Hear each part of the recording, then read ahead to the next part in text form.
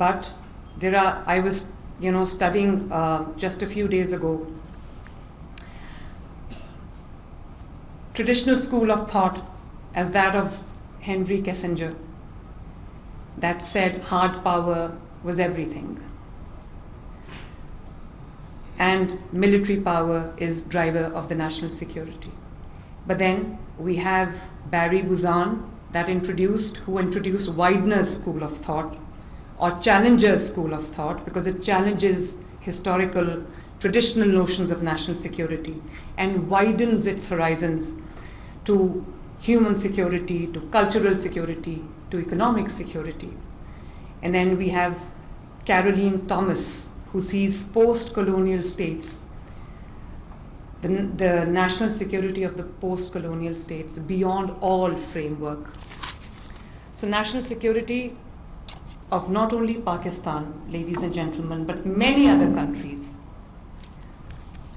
in the present times is evolutionary in nature and also challenging at the same time because of many reasons, but primarily one, global order is in a flux that triggers instability.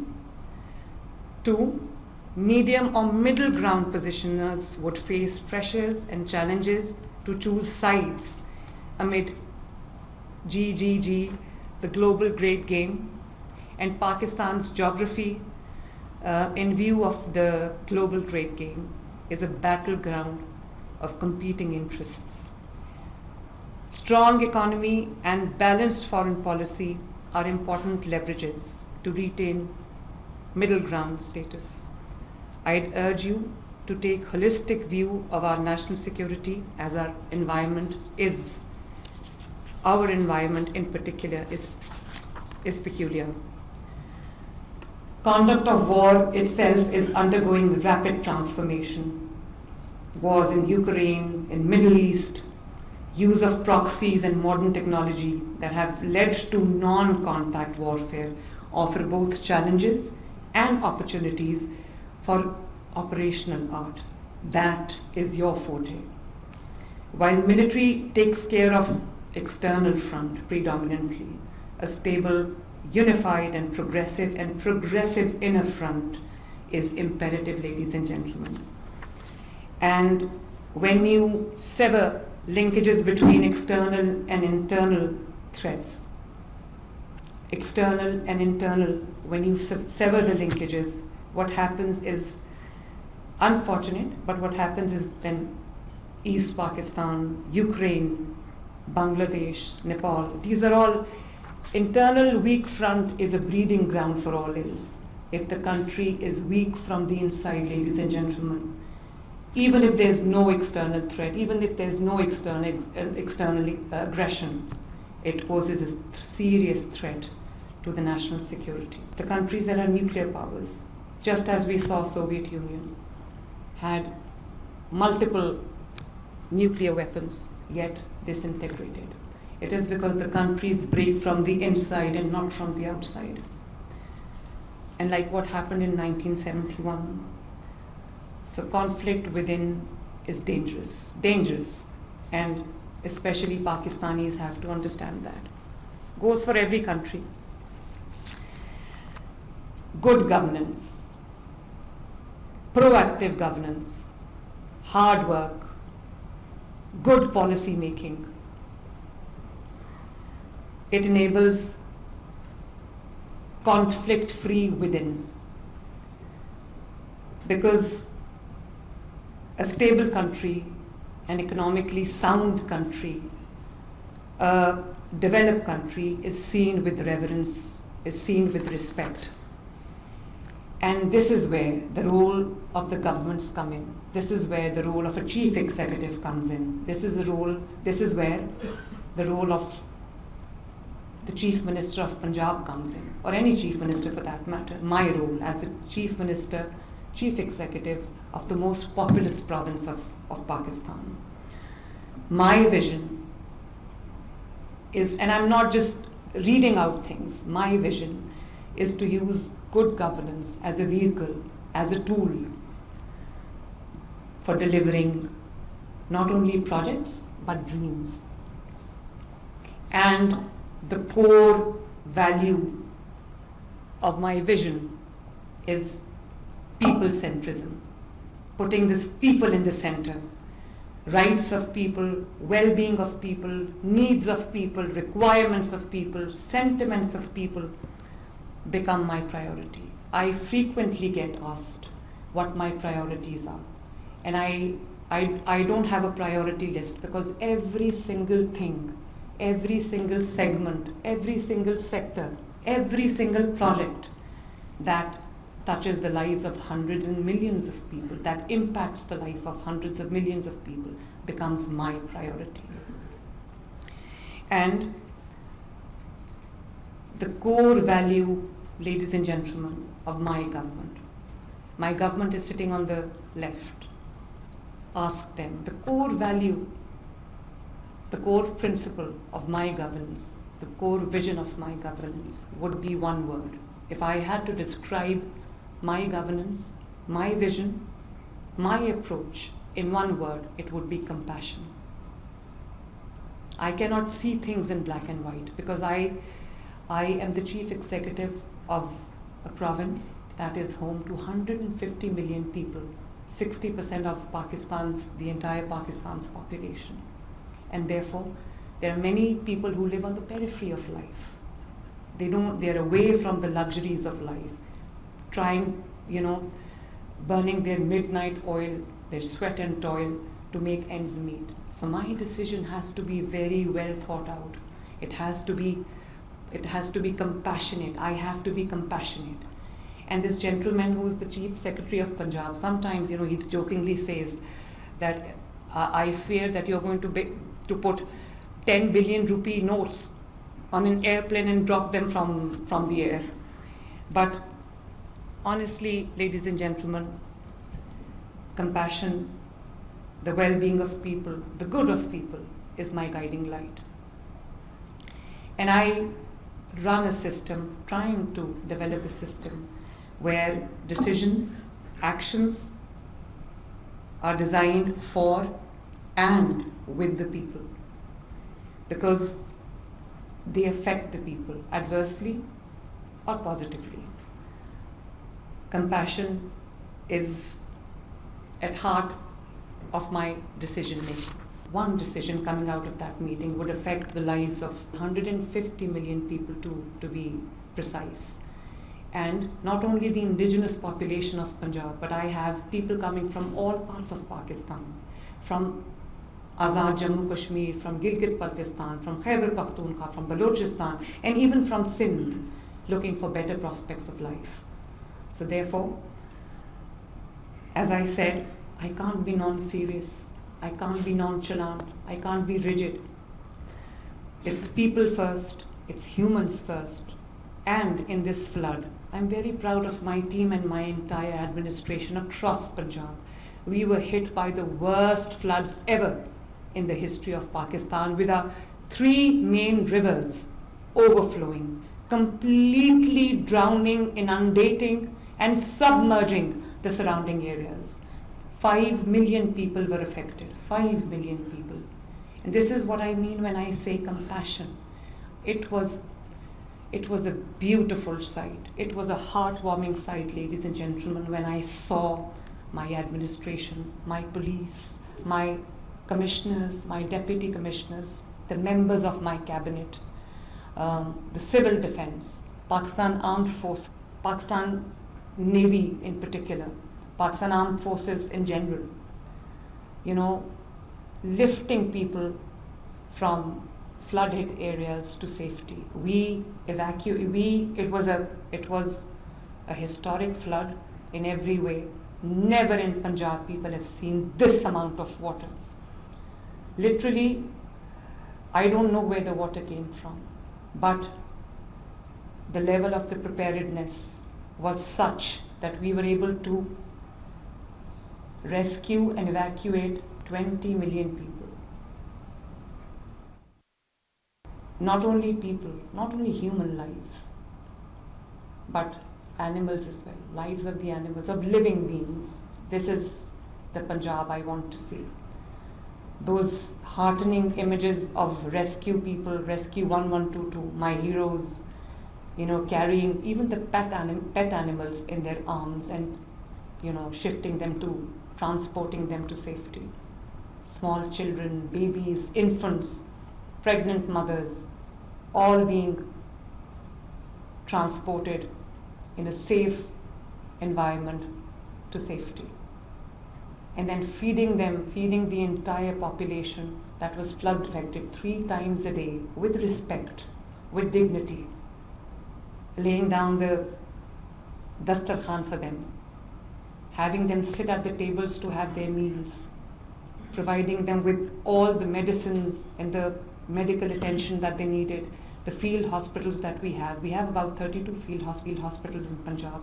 We have about 1,000 clinics on wheels, mobile hospitals in Punjab that I just 2 months ago, I inaugurated. Those field hospitals, it was a treat to watch. I never sat down in my office and, passed instructions. I was there. I visited each and every flood hit area. I had to travel several hours a day because the weather was not conducive.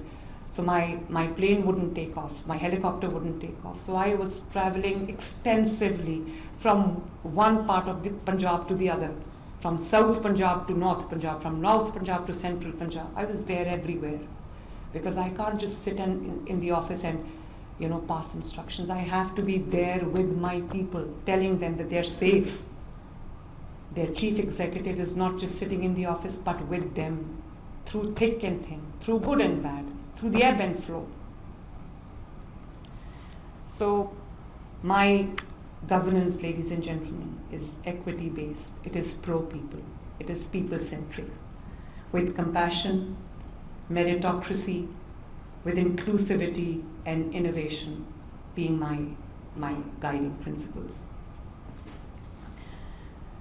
And when I say innovation, I come from a family that has had 2 giant political figures, my father Nawaz Sharif and my uncle Shahbaz Sharif, the now Prime Minister. And my father's been 2 times Chief Minister and 3 times Prime Minister. And my uncle who's been 3 times Chief Minister and now the 2nd time Prime Minister. But I refuse to subscribe to the traditional norms. I'm not a slave to past, I'm not a slave to habit, I'm not a slave to convention.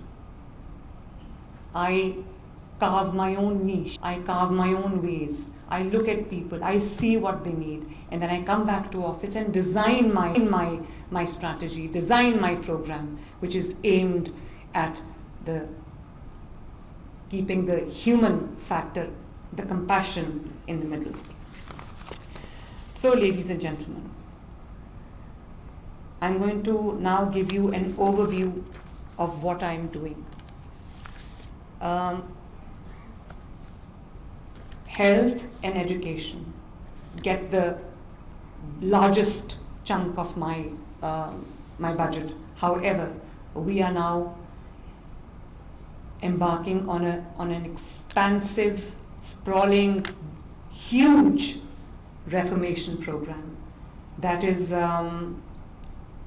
Punjab-wide, all big and small cities simultaneously, clean drinking water, especially in the first phase to the areas that are water scarce. And there is no single solution to this, so we have the experts sitting with us. But my dream is to provide clean drinking water to everyone in all parts of Punjab.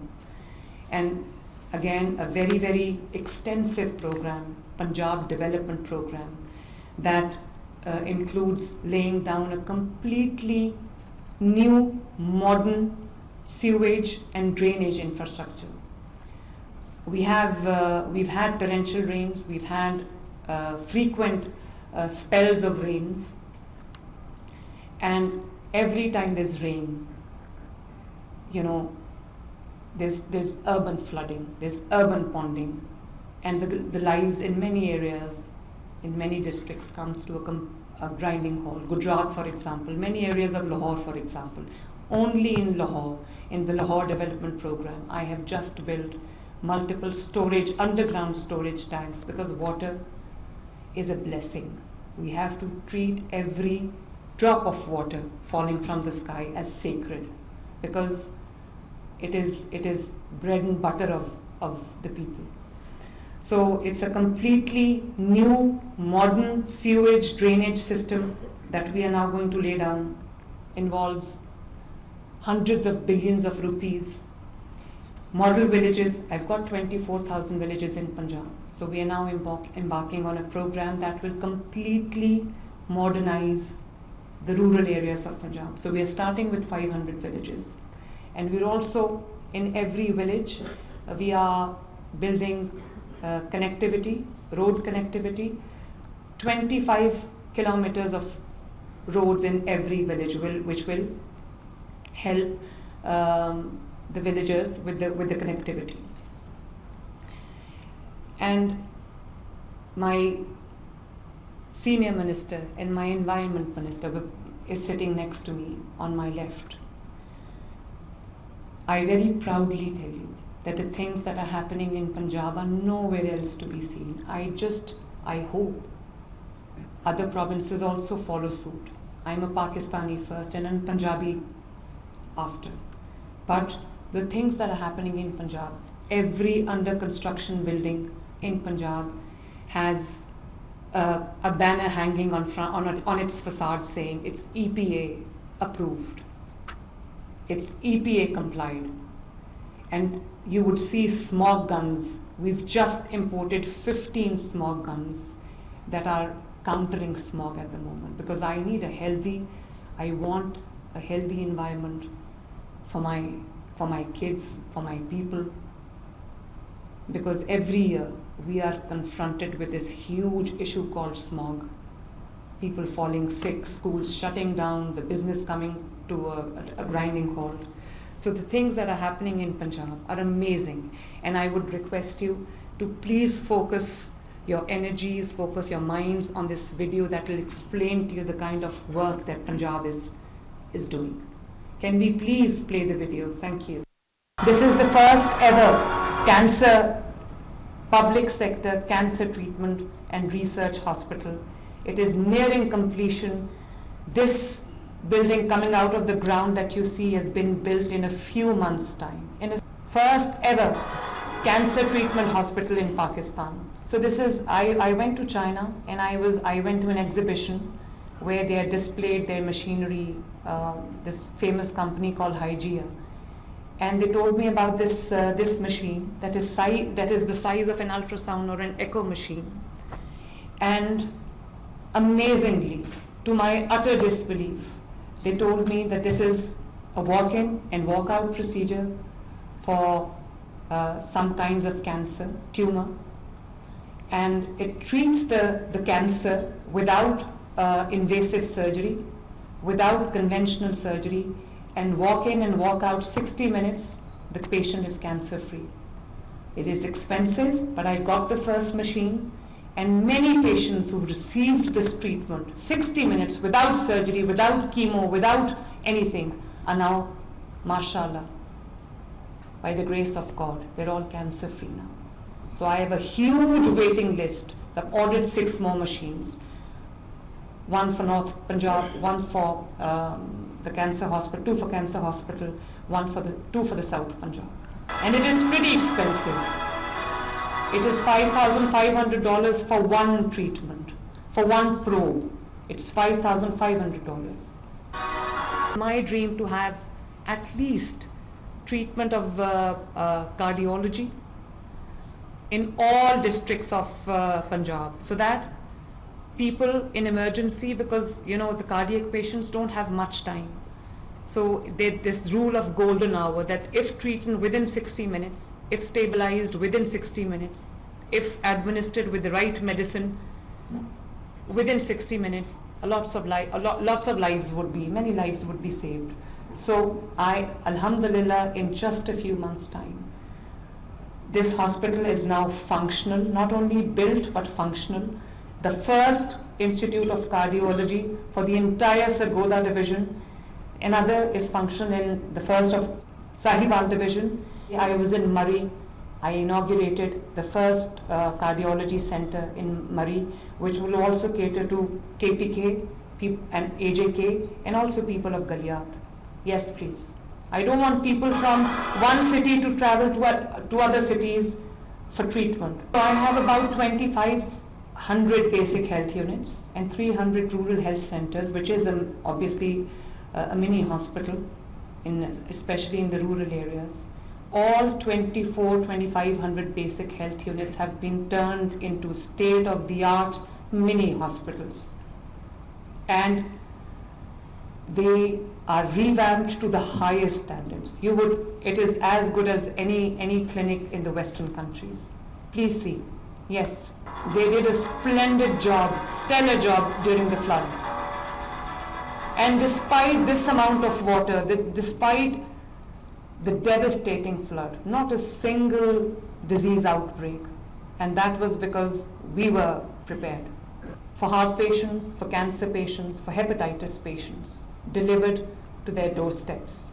People who had to stand in the queues in the hospital for their weekly or monthly dose of medicine is now 60 days.